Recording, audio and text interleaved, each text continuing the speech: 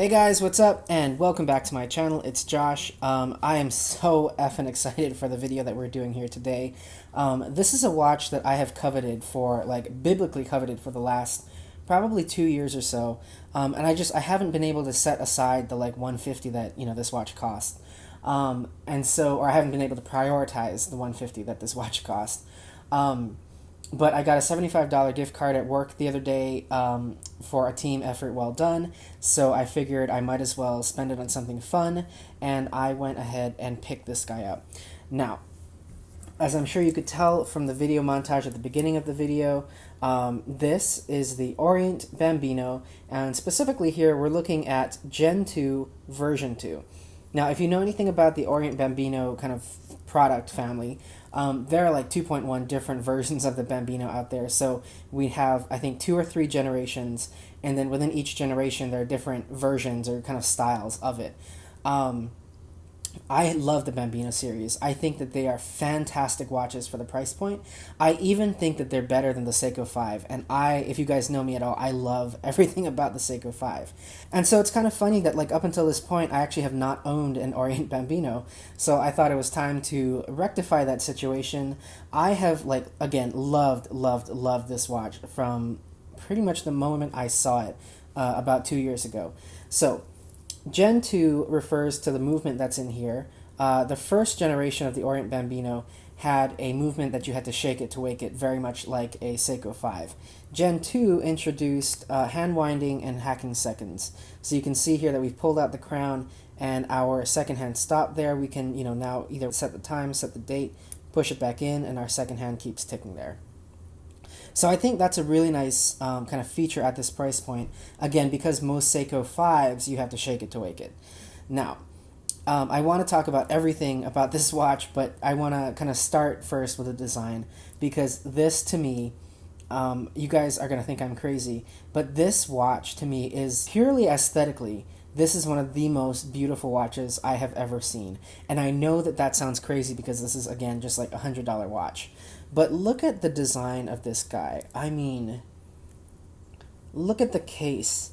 Look at that giant, dynamic, dramatic box crystal. Look at the way that it's handling the light here on my desk. Actually, it's funny, I filmed this once already. Like, I filmed the entire video once under the lights that I usually use for filming. And they're like these bright, kind of white, like 6,000 Kelvin LEDs. And I was watching the video back when I was editing it, and, because the light was so bright, because this piece is so shiny, because this one has the pearlescent kind of face on it, all of the detail on here got blown out by those lights. And I thought about it, and I was like, you know what? You guys deserve to see how beautiful this piece is, like, in all of its glory. So I'm refilming the video just because of that. But anyway, this piece is so beautiful. It is so elegant. It is so, I don't even have a word for it. It is just like, it's magnificent, I think. And you know what, to be honest with you guys, like, this would be fantastic at any price point. It's just kind of like icing on the cake that this happens to be an Orient that's only $100. But look at all these different surfaces, all the different textures on here.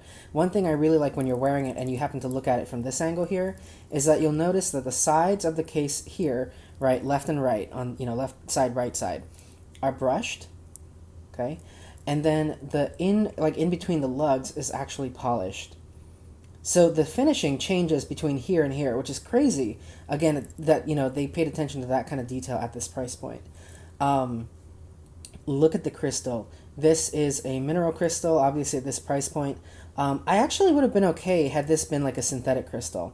Because I think, synthetic crystals, you get some patina on them, you get scratching, you get scuffing. And on vintage style watches, I think that that's actually a nice touch because it makes it look vintage. It makes it look like it has true patina on it. One thing that's so magical about this watch is really the distortions that you get when you're looking at the dial, and you can see that here as we're turning it around. I mean, look at how, again, just all of that detail, these beautifully intricate chapter and we have kind of like a dual chapter ring here. So we have one on the outside for minutes, one on the inside for seconds.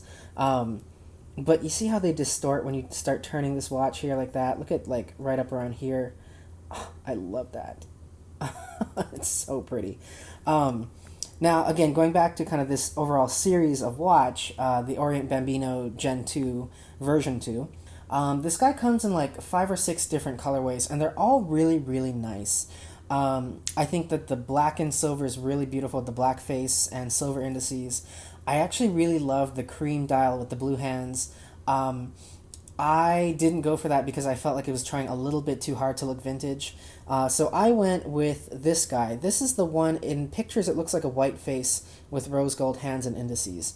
In real life, like when you get the watch and you're handling it in person, I don't know if it's coming across even here, but the face is kind of like this beautiful pearlescent texture, and so it really changes in different lights. So here, we're probably getting more of kind of like a warm white, kind of like a really, really faint eggshell type color.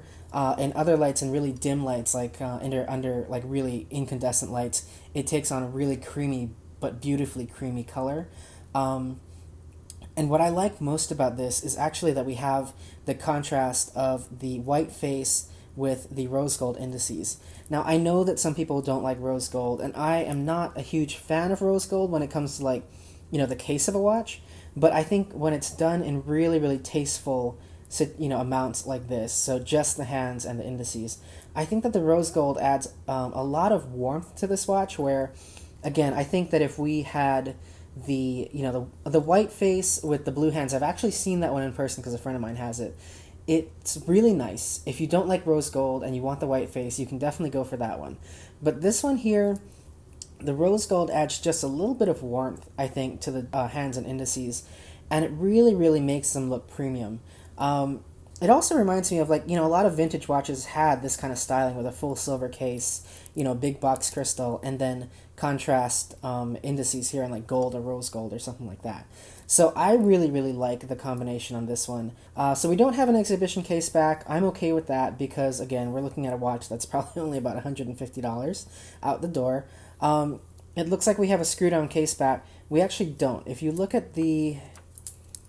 in here really closely, you can see that there is a little indentation for a jeweler to take, like a little screwdriver or something and pop the case back off. Again, I'm okay with that because this watch was $100. And then the last thing, if you've never seen one of these Orient watches, you see down here it says Epson. So Orient is, just in case you don't know, they are, their parent company is Seiko Epson.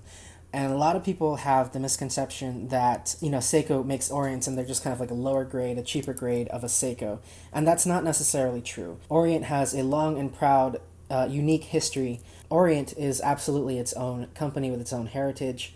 And I think it's kind of cool that they have the Epson logo down there. And then one last note on the case, I really like that we have this really beautiful unsigned crown. I think it does really complement the kind of vintage styling of this watch. Now, because I'm sure people are going to ask questions about this, this is obviously not the bracelet that the Bambino comes on.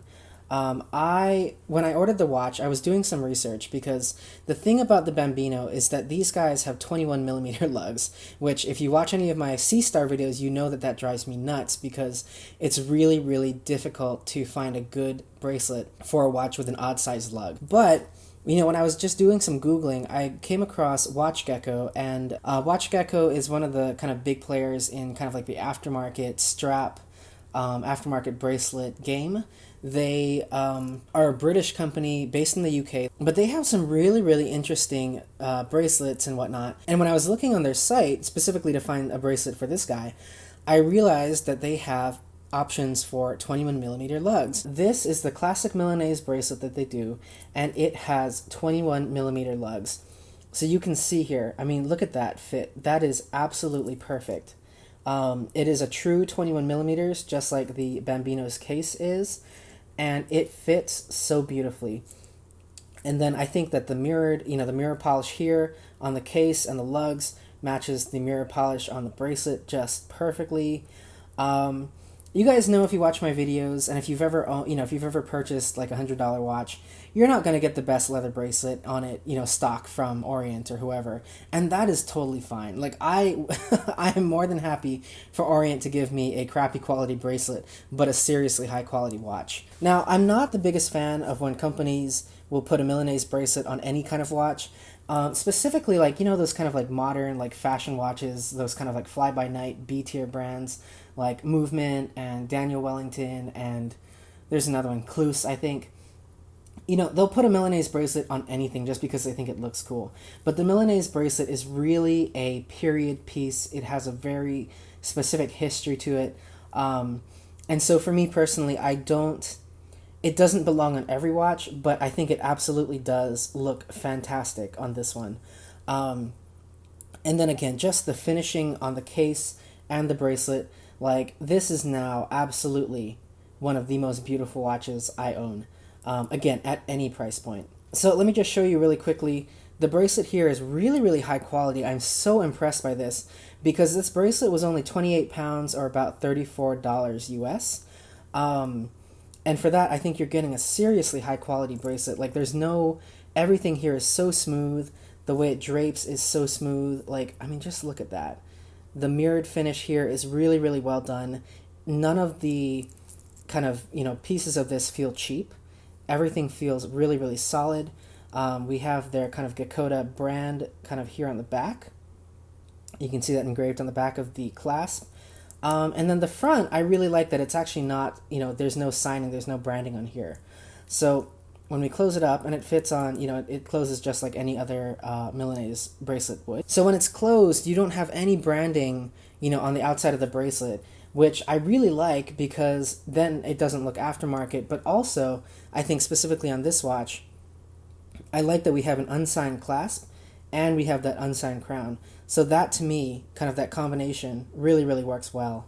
Let me take off. Today I'm wearing, I'm so excited I forgot to do a wrist check. Today I'm wearing my Tissot Visodate. And, you know, if I'm being honest with you, like 100% completely honest, I really think that this watch is more beautiful than this one. But just aesthetically, I think that this watch is so incredibly beautiful that it really does kind of outshine some of its way more expensive contemporaries. The Milanese bracelet on here is also really comfortable to wear. Like, you know, I've been wearing this guy for about a couple days now, and I haven't taken it off because it just hasn't bothered me in any way. You know, because the back of the case is completely polished. There's no kind of rough edges to irritate my wrist there. Milanese bracelets are incredibly comfortable to wear. They're almost as comfortable as leather.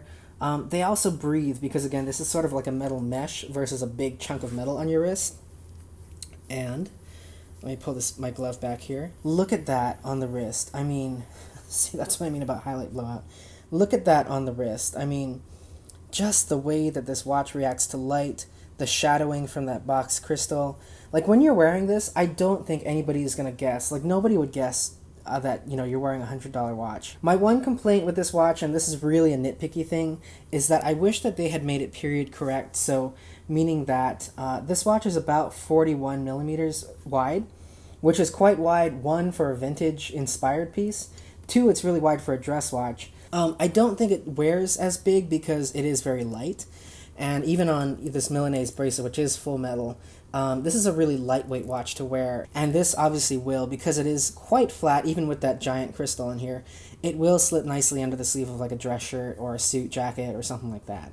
I think the only complaint that I would have about sort of its movement, about the way that it functions, is that the rotor in here is kind of loud. So let me see if I can pick that up on mic.